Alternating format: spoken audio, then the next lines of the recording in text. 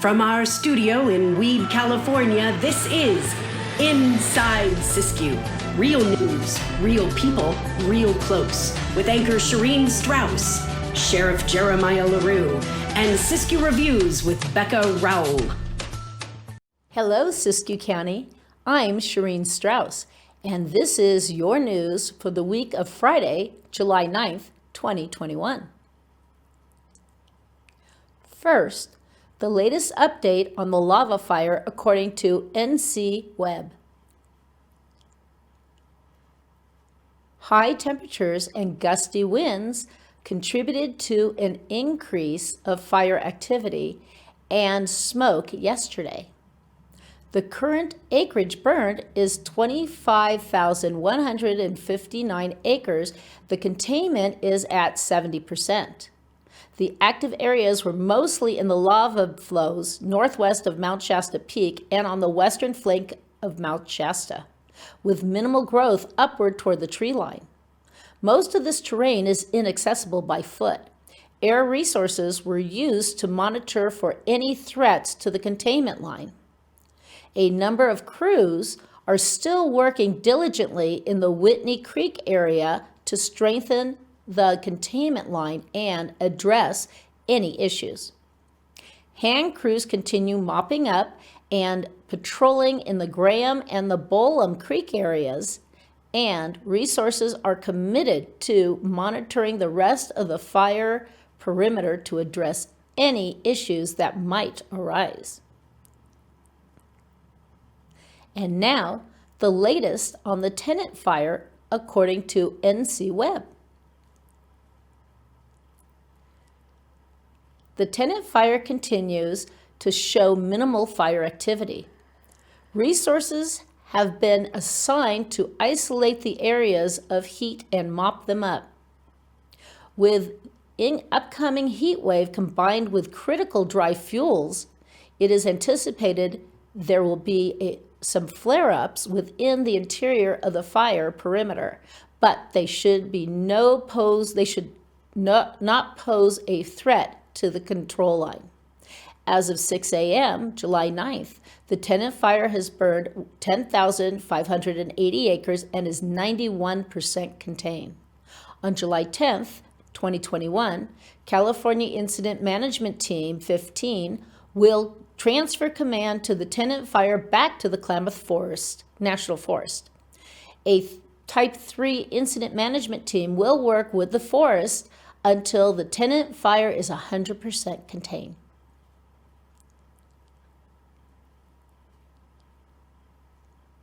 The Department of Fish and Wildlife is pleading for kind-hearted people to not help when they see a young fawn left alone.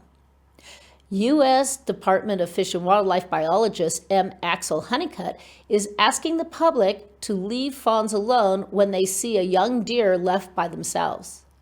As he will tell you in this news clip, this is normal and you are putting the young animal in harm's way if you interfere. Hi, I'm Axel Honeycutt. I am the Siskiyou Unit Wildlife Biologist for the California Department of Fish and Wildlife here in Wairika. And I want to talk to you today about fawns and how important it is to leave fawns alone during this important late spring and early summer fawning period for our mule deer population. So we're extremely lucky in counties like Siskiyou that we have a mule deer population and that they give birth during the late spring and early summer. And in fact, just in the last week, we've had quite a number of fawns pop up, and already we've had a lot of phone calls about them. And this is something that we get every year. Our department gets inundated with phone calls from well-intentioned residents who wrongfully assume that some of these fawns are orphaned, when actually it's just part of the behavior of the mule deer. So when fawns are born, they're very small and they cannot keep up with their mothers, both in the distance and also the pace that they can walk. So when encountered by a predator, they can't keep up and they would linger behind. So the way mothers or does deal with this is they stash their fawns. They stash them in vegetation, in tall grass, Or in the case of deer that are around our homes and our towns, they might stash them in behind a grocery store or on the side of a road or in a vegetable garden or even under your porch. The mechanism of the does leaving their fawns stashed in the wild and leaving them alone means that those fawns will sit there throughout the day quietly and as still as possible for 12 to 24 hours before the mother comes back and tries to give them milk again. So this means that if you encounter one, it could be a full day before you see another adult deer come back and actually be with that fawn. So it's important to, if you do approach them from a distance, try to enjoy them from a distance, and absolutely do not try to handle or take that animal into your care. It is actually illegal under California Fish and Game Code to feed deer and also to take them into your care. If you do believe that a fawn is orphaned, we ask that you notify California Department of Fish and Wildlife within 48 hours, or or bring them to an accredited or a permitted wildlife rehab facility. Our nearest wildlife rehab facility is in Redding at Haven Wild Care. So you can contact Haven Wild Care in Redding, and they will also be able to give you instructions and additional information on what to do if you have a fawn that you suspect is orphaned. So thank you very much. I really appreciate everyone's help. Hopefully we can all enjoy these fawns from a distance and allow them to grow up in a natural environment and not disturb their lives in a too much of a distressing way. So thank you very much for your help, and enjoy wildlife. Great Northern has a weekly summer program that makes bag lunches for 150 plus kids every weekday morning. These lunches go out to Dunsmuir, McLeod, the Boys and Girls Club in Mount Shasta, the program at the Bel Air Park in Weed, and even up to Montague. The food is purchased through various federal programs and by corporate and private donations, but the meals are made up by volunteers. They prepare nutritious meals for over 150 each weekday morning, and they are in need of volunteers to help prepare these lunches. The commitment is small for a couple hours. The rewards are great. If you have the time and are interested in a couple hours of helping out, please call Donna Boyd at 530-925-4750. First Five is offering the virtual class, Want to Learn How to Juggle? Join from the comfort of your own home via Zoom or your phone or tablet or computer. The classes are facilitated by Jeremy Vick. You will learn to effectively air juggle balls and know where to look successfully to catch that throw ball. The class is for ages 7 years and up. Juggling balls will be mailed to you free. The class will be every Wednesday and start July 7th at 4:30 to 5 p.m. To register, call the Community Center at 530-493-5117. First Five is also offering a virtual class supporting children and youth through challenging times and difficult beginnings. These classes are for parents, caregivers, and those who work with children and youth. Classes are offered on Zoom the first Wednesday of each month at 2:30 to 5 p.m. To register, please call the Community Center at 530-493-5117. News from Dunsmuir. Siskiyou Arts Museum, or SAM for short, is excited to welcome 6 Antelope Valley artists to their museum gallery on July 10th. The exhibit will continue through September 4th. Through space and time, an eclectic presentation by Antelope Valley artists is curated by artist Warren Shurich. It is a very diverse presentation by Warren and his fellow artists. Please note, until further notice, SAM is unable to host their opening receptions. However, they invite you to a meet and greet from 4 to 7 p.m. with the artists on July 10th. Also, due to Siskiyou County's low vaccination rate, they are requesting that everyone wear masks. Admission is free and complimentary masks are available at the door. For more information, please call 530-235-4711. This Saturday, July 10th, Montspray Hotel welcomes artist Diana Troxwell as part of Dunsmuir's second Saturday. Diana will be on hand to do sketch pastel drawings from 10 to 5 p.m. You can make an appointment ahead of time by calling 530-524-9664. Her work will be on display and sale at the hotel Wednesday through Sunday from noon to 5 p.m. through August 5th. Music will be provided by the Lone Arranger from 3 to 5 p.m. Refreshments are available from 1 to 5 p.m. Firefighters responding to an illegal campfire that was used for cooking at a homeless camp under Castle Creek Bridge of I-5 on Thursday afternoon.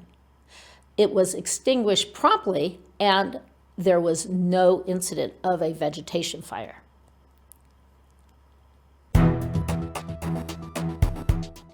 News from Weed. Mount Shasta Brewing Company will be hosting a karaoke night each Friday from 7 p.m. to 9 p.m. They invite you to come out and spend a little time in the spotlight. They are located next to Bel Air Park at 360 College Avenue in Weed. Also, as a reminder, Weed's Carnivale, which was scheduled for July 8th through the 11th, has been officially canceled due to the lava fire. We will keep you posted if there's any postponement dates announced.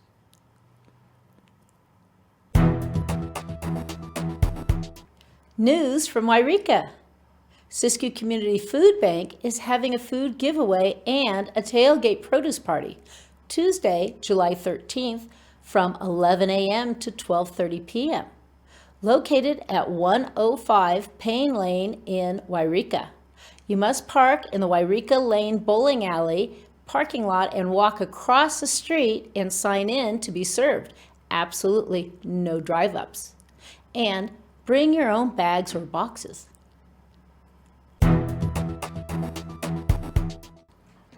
News from Hornbrook. Tomorrow, Saturday, July 10th from 10 a.m. to 4 p.m. is Clamathon, Hornbrook's annual homecoming block party, which was created as a means to celebrate coming home after the Clamathon fire.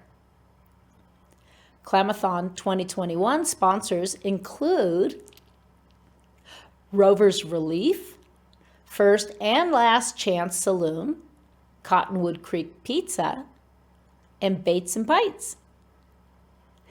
Entertainers include River Rocks, Black Mountain Bandits, Birch Book, Mama Hope's Variety Show, Hornbrook's Pageant by Emma Givens, and a classic car show.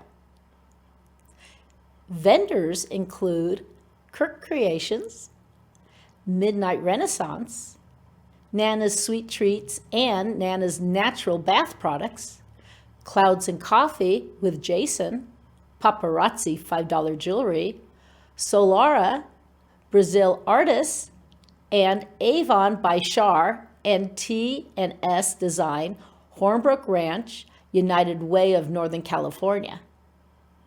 Melissa's Treasures. Come out and join the fun to help celebrate Hornbrook. This event is hosted by Hornbrook Community Association.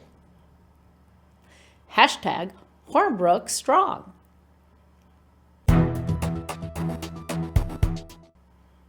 News from the Karuk tribe. There are employment opportunities with the Karuk tribe in Wairika, Happy Camp, and Orleans. Job listings and descriptions will be on the Karuk tribe's website as well as the applications to apply. Please check what the Karuk tribe has to offer and apply today. Hello, Siskiyou County. I'm Sheriff Jeremiah LaRue, and this is your weekly Sheriff's Report. Today, I would like to walk you through creating a wildfire action plan to help prepare you in the event you need to evacuate your home. As catastrophic wildfires continue to increase each year in California, make sure to protect yourself and your family. Plan, prepare, and stay aware. Property owners and residents in areas most at risk are encouraged to take the steps in CAL FIRE's Ready, Set, Go to be ready for wildfire. Be ready. Create and maintain defensible space and harden your home against flying embers. Get set. Prepare your family and home ahead of time for the possibility of having to evacuate by having a plan. Be ready to go. When wildfire strikes, go early for your safety. Take the evacuation steps necessary to give your family and home the best chance of surviving a wildfire. Create an evacuation plan that includes a designated emergency meeting location outside the fire or hazard area. This is critical to determine who has safely evacuated from the affected area. Several different escape routes from your home and community. Practice these often so everyone in your family is familiar in case of emergency. Have an evacuation plan for pets and large animals such as horses and other livestock. A family communication plan that designates an out-of-area friend or relative as a point of contact to act in a single source for communication among family members in case of separation. Be prepared. Have fire extinguishers on hand and train your family how to use them. Check expiration dates regularly. Ensure your family knows where your gas, electric, and water main shutoff controls are located and how to safely shut them down in an emergency. Assemble an emergency supply kit for each person, as recommended by the American Red Cross. You can find this information by searching Red Cross Kit on the web. Maintain a list of emergency contact numbers posted near your phone and in your emergency supply kit. Keep an extra emergency supply kit in your car in case you cannot get to your home because of the fire or other emergency. Have a portable radio or scanner so you can stay updated on the fire. Tell your neighbors about Ready, Set, Go and your wildfire action plan. Remember the 6 Ps. Keep these 6 Ps ready in case immediate evacuation is required. People and pets. Papers, phone numbers, and important documents. Prescriptions, vitamins, and eyeglasses. Pictures and irreplaceable memorabilia. Personal computer hard drive and disks. And plastic, such as credit cards, ATM cards, and cash. Be prepared. Have a great rest of your week. Hey Siskiyou County, my name is Riley De La Cruz, and I am happy to present the Animal Adoption of the Month. So, to kick off our maiden presentation, I'm honored to introduce to you Mama, the sweetest cat with the saddest story. Mama was dumped with her 2 kittens just when she needed people the most.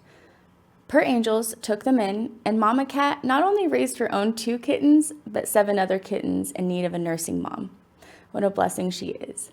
She's about a year old, sweet as they come, spayed and vaccinated. She likes all cats, but we're not so sure about dogs. So if you're interested in meeting Mama or other kittens or cats, please call Per Angels at 530-842-1875. For more information regarding Per Angels, you can visit their website at perangels.org. Hi, my name is Audie Carlisle, and I'm excited to share another episode of Shasta Stories, a heart-centered web series featuring Siskiyou County locals. After a shipment of minerals and crystals arrived to Bev Wilson Hoffman 40 years ago, she had to acknowledge the universe's path for her life and leave college.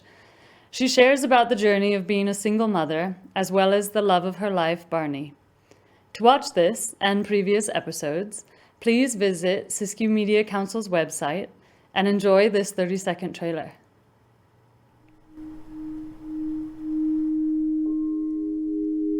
You know, I spend my life minding. I told the universe a long time ago that I would do anything I was supposed to do and be fully present, but I couldn't do that and take care of the details. So my job was to do that.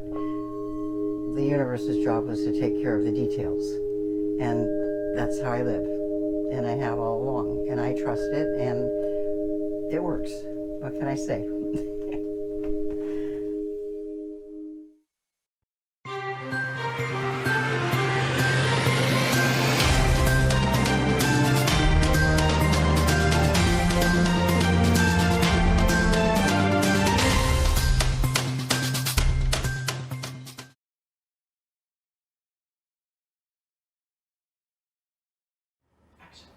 Hello, Siskiyou County. My name is Jennifer Dickinson, and I support public access television, MCTV 15 and YCTV 4.